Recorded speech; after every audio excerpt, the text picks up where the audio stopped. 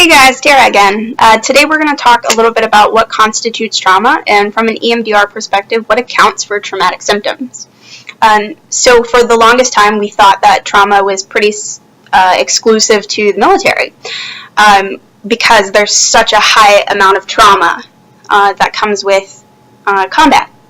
But we've recently, over the last, maybe 10, 20 years, started to realize that there are so many other things that cause trauma, like, sexual abuse, assault, long stays in the hospital, being diagnosed with something that could be terminal, life-threatening, natural disaster kind of things, chronic invalidation as a child, living with a parent who was addicted to a substance, and they, left home for long periods of time. You didn't know where they were, and maybe they, you didn't know if they were alive or not.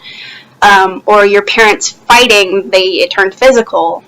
All of those things are also considered traumatic. And we even have terms these days for secondary trauma or vicarious trauma, which basically means that if you're in a profession where you work with people who have survived major traumas, whether they're emotional traumas or whether they're physical traumas, that you can become traumatized yourself. So it's really common in the nursing profession. It's really common with paramedics and firefighters and even therapists.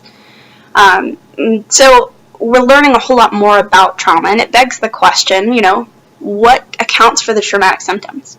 I'm an EMDR trained therapist, and so my perspective is informed by EMDR, which says that when we go through things that are traumatic, it overwhelms our brain's ability to process.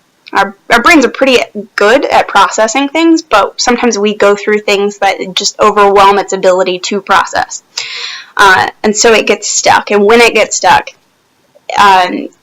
with the same emotions, the same sensations even, the same thoughts about yourself that you were experiencing when that trauma happened. So it can literally feel like you're re-experiencing that trauma over and over and over again. And so the traumatic symptoms come in because your brain knows that you need to process that memory. It knows that, for you to maintain health, that memory has to get unstuck, but it doesn't know how, and it keeps trying and keeps trying and keeps trying. And that's why you get the nightmares, you get flashbacks, you get those same feelings, those same emotions, those same sensations daily, and you don't know where they're coming from.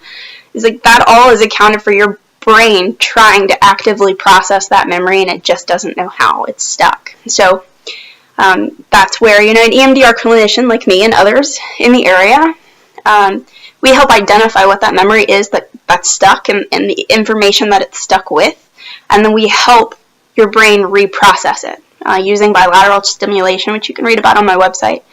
And, in doing EMDR, I've seen some pretty amazing things.